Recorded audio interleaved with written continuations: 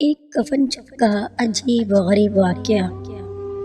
ایک دفعہ حضرت علی کرم اللہ وجہ رسول اللہ صلی اللہ علیہ وسلم کی خدمت میں پیش ہونے جا رہے تھے کہ رستے میں ان کی نظر ایک شخص پر پڑی جو مسلسل روئے جا رہا تھا۔ تو حضرت علی کرم اللہ وجہ نے اس سے رونے کا سبب پوچھا تو اس نے بتایا کہ بڑا گناہ کر کے بیٹھا ہوں، مجھے اللہ تعالیٰ کے عذاب سے ڈر لگتا ہے، مجھے سمجھ نہیں آ رہی کہ میں کیا کروں، آپ حضور صلی اللہ علیہ وسلم کی خدمت میں میری معافی کی سفارش فرما دیں۔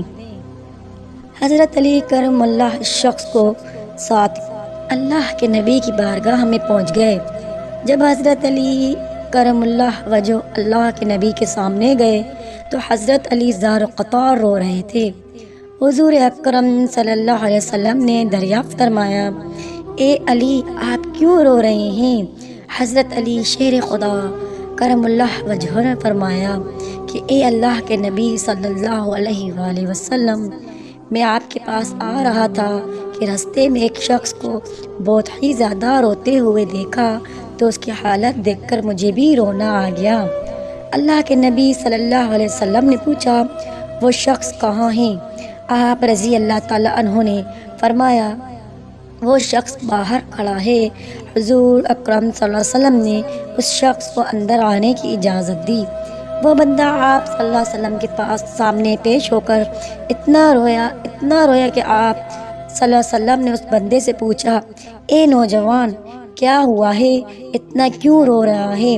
اس نے جواب دیا، یا رسول اللہ صلی اللہ علیہ وسلم، مجھ سے بہت بڑا گناہ ہو گیا ہے۔ حضرت محمد صلی اللہ علیہ وسلم نے فرمایا، مجھے یہ بتاؤ کہ تیرا گناہ بڑا کہ اللہ کی رحمت؟ اس شخص نے عرض کیا، یا رسول اللہ میرا گناہ بہت بڑا ہے۔ پھر آپ صلی اللہ علیہ وسلم نے فرمایا کہ تیرا گناہ بڑا یا خدا کی قدرت بڑی؟ اس شخص نے عرض کی، یا رسول اللہ صلی اللہ علیہ وسلم میرا گناہ بڑا ہے۔ حضرت محمد صلی اللہ علیہ وسلم نے فرمایا، کیا تو نے شرک کیا ہے؟ بندے نے جواب دیا، یا رسول اللہ صلی اللہ علیہ وسلم میں نے شرک کا ارتکاب نہیں کیا۔ اللہ کے نبی صلی اللہ علیہ وسلم نے فرمایا، کیا تو نے کسی بندے کو قتل کیا ہے؟ اس بندے نے عرض کی، یا رسول اللہ صلی اللہ علیہ وسلم میں نے کسی کو بھی قتل نہیں کیا۔ حضور اکرم صلی اللہ علیہ وسلم نے فرمایا، پھر تم نے کون سا ایسا گناہ کیا ہے جس کی وجہ سے تم اتنا رو رہے ہو؟ اس شخص نے اپنا سارا قصہ سنایا۔ اس نے کہا، یا رسول اللہ صلی اللہ علیہ وآلہ وسلم، میں کئی سالوں سے کفن چوری کر رہا ہوں، میں مردوں کے کفن چوری کر کے ان کو فروخت کیا کرتا تھا اور اس سے جو آمدنی ہوتی تھی اس سے اپنا پیٹ پالتا تھا۔ کہنے لگا کہ کچھ دن پہلے ایک لڑکی کو دفن کیا گیا، میں نے اپنی عادت کے مطابق اس کا کفن اتارا اور وہاں سے جانے لگا تو مجھ پر شیطان غالب آ گیا، اس نے میری نیت بدل دی، میں نے اس لڑکی کے ساتھ زنا کیا۔ جب میں زنا کر کے اٹھنے لگا تو میں نے ایک آواز سنی کہ جیسے وہ لڑکی بول رہی ہے، اے بدبخت بندے، جیسے تو نے مجھے مردوں کے درمیان ننگا کیا ہے، قیامت کے دن تو بدکاروں اور زانیوں میں تیرا شمار ہوگا، اللہ تجھے بھی سب کے سامنے ننگا کرے گا۔ وہ شخص کہنے لگا کہ اس لڑکی کی آواز کا مجھ پر ایسا اثر ہوا کہ مجھے اب اپنے آپ پر اللہ تعالیٰ کا عذاب محسوس ہوتا ہے، میں اب خدا کی پکڑ میں ہوں۔ جب اللہ کے نبی نے اس شخص کا سارا واقعہ سنا تو حضور اکرم صلی اللہ علیہ وسلم کی آنکھیں نم ہو گئی۔ اللہ کے نبی نے فرمایا کہ تو نے واقعی بہت بڑا گناہ کیا ہے۔ اللہ کے نبی کی زبان مبارک سے یہ الفاظ نکلے کہ یہ بہت بڑا گناہ ہے تو وہ شخص روتا ہوا باہر نکل گیا۔